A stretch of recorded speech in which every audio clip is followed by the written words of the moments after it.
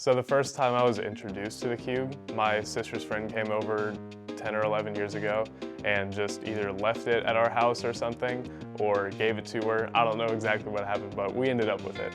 So she didn't want it and she gave it to me, and I was really interested in puzzles and stuff at the time. I think my obsession was magic at the time, so learning how to impress people with sort of my own magic slash party trick kind of thing is what really intrigued me at the beginning.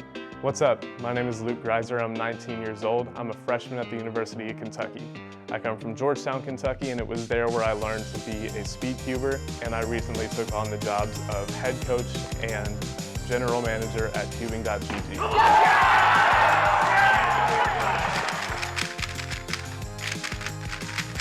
That one was insane. The way you solve a Rubik's Cube is in layers, like a cake. So that it's a 3x3x3 cube. So it starts off with you making a cross pattern on the bottom where there's centerpieces which are in the middle, which tell you what color that side is. So you take the four edge pieces that have white on them and make a cross with each of the centers they correspond to. Then you'll solve the corners, which there are 8 of them. They have 3 colors on them. So you put them in between the 3 centers that they belong to, and then you solve the first layer. Then with the second layer, it's solving 4 more edges, and then the last layer is algorithmic. I break it down when I'm coaching, because I'm a coach, in 3 different steps. It's what you inspect, because you are allowed to look at the cube for 15 seconds before you have to start.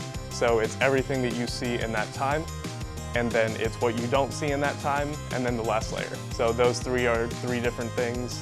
Coming to college this 4 years or 3 years, depending on how long it takes me to graduate, it was basically now or later and a lot more expensive to learn the ins and outs of how a business should function. So I'm hoping that my real-world experience with running the business coincides with my education of learning how a business should run, and as both my knowledge and experience increase, hopefully I can create something huge out of the educational community.